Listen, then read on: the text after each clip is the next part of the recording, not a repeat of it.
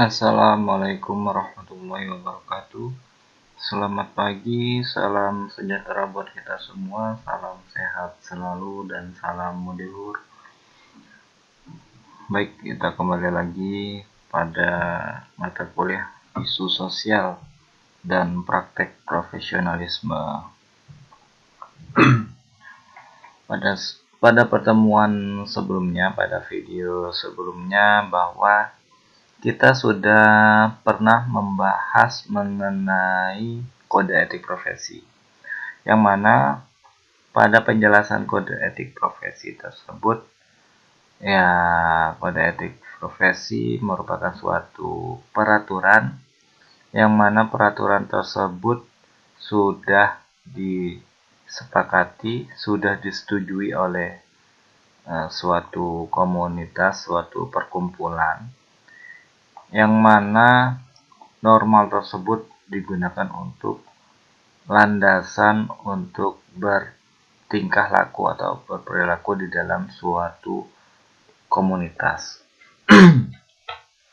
Nah, jika ada yang melanggar dari kode etik tersebut, itu akan dikenakan sanksi. Pada video kali ini, kita akan membahas dan mengkupas mengenai pelanggaran, sanksi dari pelanggaran kode etik. Yang pertama ada sanksi moral, bahwa sanksi moral ini merupakan suatu sanksi yang diberikan dari pelanggaran kode etik. Dan yang kedua merupakan sanksi yang dikeluarkan dari suatu organisme. Jadi kasus-kasus pelanggaran kode etik ini akan ditindak dan dinilai oleh suatu dewan kehormatan atau komisi yang dibentuk khusus untuk itu. Karena tujuannya adalah mencegah terjadinya perilaku yang tidak etis. Seringkali kode etik juga berisikan ketentuan-ketentuan profesional, seperti kewajiban melapor jika ketahuan teman sejawat melanggar kode etik. Ketentuan itu merupakan akibat logis dari self-regulation yang terwujud dalam kode etik. Seperti kode itu berasal dari niat profesi mengatur dirinya, demikian juga diharapkan kesediaan profesi untuk menjalankan kontrol terhadap pelanggar. Namun demikian, dalam praktek sehari-hari, kontrol ini tidak berjalan dengan mulus karena rasa solidaritas tertanam kuat dalam anggota-anggota profesi. Seorang profesional mudah merasa segan melaporkan teman sejawat yang melakukan pelanggaran. Tetapi dengan perilaku semacam itu, solidaritas antar kolega ditempatkan di atas kode etik profesi. Dan dengan demikian, maka kode etik profesi itu tidak tercapai. Karena tujuan yang sebenarnya adalah menempatkan etika profesi di atas pertimbangan-pertimbangan lain. Lebih lanjut, masing-masing pelaksana profesi harus memahami betul tujuan kode etik profesi, baru kemudian dapat melaksanakannya. Kode etik profesi merupakan bagian dari etika profesi. Kode etik profesi merupakan lanjutan dari norma-norma yang lebih umum yang telah dibahas dan dirumuskan dalam etika profesi. Kode etik ini lebih memperjelas, mempertegas, dan merinci dari norma-norma ke bentuk yang lebih sempurna. Walaupun sebenarnya norma tersebut sudah tersirat dalam etika profesi. Dengan demikian, kode etik profesi adalah sistem norma atau aturan yang ditulis secara jelas dan tegas, serta terperinci tentang apa yang baik dan tidak baik, apa yang benar dan apa yang salah, dan perbuatan apa yang dilakukan dan tidak boleh dilakukan oleh seseorang profesional. Nah, itu pemahaman dari kode etik profesi dan juga pelanggaran-pelanggaran, sanksi-sanksi dari pelanggaran kode etik. Jadi sebenarnya kode etik profesi ini kalau anggota-anggotanya itu memahami betul tujuan dari kode etik profesi, baru kemudian dapat melaksanakannya. Ya.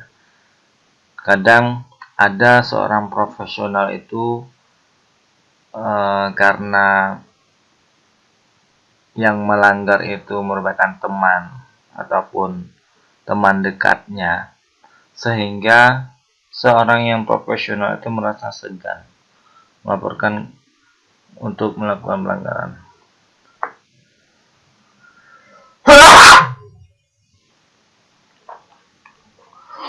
Jadi, sanksi pelanggaran kode etik itu ada dua, yaitu sanksi moral dan juga sanksi yang dikeluarkan dari organisasi. Ya seperti ini. Misalnya ada suatu pelaksana kode etik itu yang melanggar ya. Yang pertama, untuk yang sanksi moral, biasanya teman-teman kita itu akan menghindar dari kita yang pelaku pelanggar dari kode etik. Jadi ada gap ataupun ada cemoohan ataupun secara spontan. Secara spontan kita tidak sadar bahwa orang yang pelanggar itu secara tidak langsung ada jarak antara pelanggar dengan temannya. Ya, takutnya temannya itu mungkin akan terbawa arus dari pelanggar tersebut, akan ikut-ikutan ataupun akan dikenakan sanksi juga. Nah, itu yang mungkin yang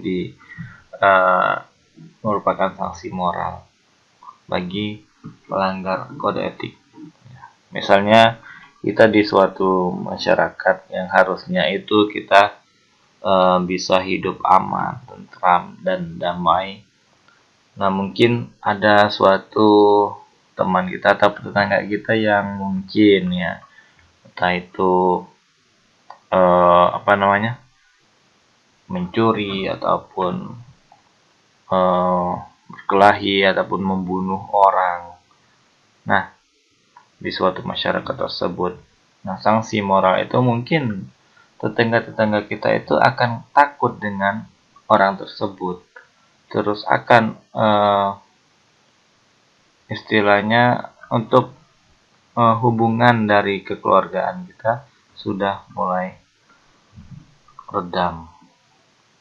Terus terjadilah cemoohan-cemoohan, jadi bahan gunjingan, bahan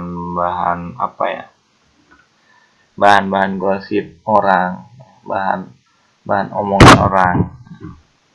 Nah, itu merupakan sanksi moral yang diberikan bagi pelanggaran kode etik. Nah, yang kedua, sanksi yang dikeluarkan dari organisasi. Misalnya ada orang yang maling ataupun membunuh. Nah, sanksi yang kedua ini yang berhak melakukan adalah suatu organisasi ataupun pihak terkait. Misalnya di suatu masyarakat ya RT yang memberikan sanksi. Mungkin RT-nya ngelapor ke polisi. Nah, polisinya langsung memberikan sanksi ya berupa misalnya penjara ataupun apa gitu kan. Ataupun yang lainnya ya. Seperti itu. Pelanggaran-pelanggaran apa yang misalnya di suatu perusahaan ya, kita sebagai pekerja di situ harusnya kita di sini harus menjaga nama baik suatu organisasi tersebut, menjaga nama baik suatu perusahaan tersebut. Ya, ya salah satunya kita harus jangan sampai apa ya? Kita harus menjaga data-data ataupun ya nama baik suatu perusahaan. Otomatis di suatu perusahaan itu mempunyai data-data pentingnya yang tidak harus dipublikasikan. Nah, mungkin ada suatu karyawan yang melanggar, mungkin ada yang ngambil file tersebut terus istilahnya memberikan adu domba ataupun mempublikasikan suatu data yang mana data tersebut tidak boleh disebarluaskan oleh secara publik. Nah, itu merupakan suatu ya pelanggaran kode etik ya. Adapun sanksi yang diberikan ya yang pertama ya salah satunya yang paling besar itu adalah sanksi yang nomor 2 ini, sanksi yang dikeluarkan oleh organisasi. Adapun sanksi moral ini ya paling teman-teman sekitar kita yang akan menjauhi kita, seperti itu. Adapun yang lain ya, ya itu salah satu dari sanksi pelanggaran kode etik penjelasannya. Adapun kasus-kasus lainnya ada banyak ya. Silakan kalian nanti cari ataupun diskusi dengan teman yang lainnya ya. Jika ada yang perlu ditanyakan ya silakan bertanya pada saya, boleh jawab di WA, boleh juga cantumkan nama kalian di sini setelah kita diskusi di kolom komentar juga boleh. Baik, terima kasih. Mungkin saya rasa penjelasan dari sanksi pelanggaran kode etik cukup sekian. Terima kasih atas perhatiannya. Salam budi luhur. Assalamualaikum warahmatullahi wabarakatuh.